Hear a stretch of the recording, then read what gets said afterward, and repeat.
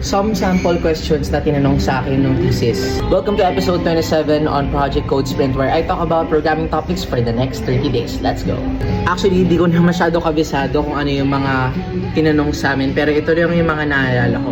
For context, ito yung title ng capstone namin. It's called Currency, Philippine Currency Identifier and Counterfeit Checker Mobile Application for the Blind Community.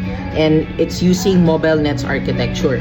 Computer vision yung topic namin at dito ako mas natutong mag-annotate at gumamit ng mga several apps kung paano mag-annotate. Dito pala pumapasok ang machine learning at paano mo natitrain lalo yung ating data. Some sample questions na tinanong sa amin is ano yung technology na ginamit nyo, ano yung struggles na mga na-encounter nyo, nahirapan ba kayo sa annotate, meron ba kayong mga applications na ginamit for annotation, binayaran nyo ba, magkano na yung usual na nagastos nyo for annotating, ano yung specific website na ginamit nyo for annotating. Nakalimutan ko na yung kung magkano yung nagastos namin dito, pero may price din, umabot rin kami ng mga 8,000 pesos.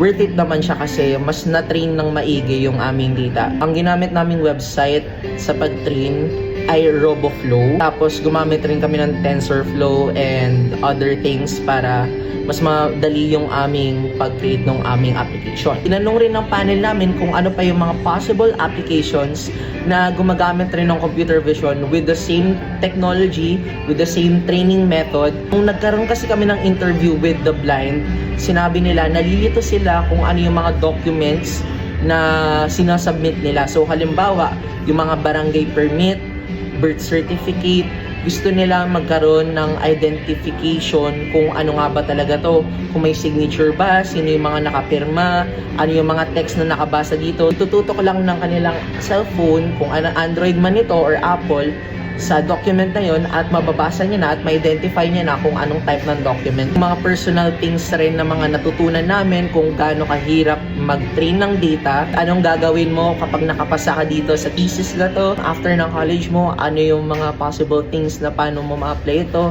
makakatulong ba to sa trabaho mo in the future.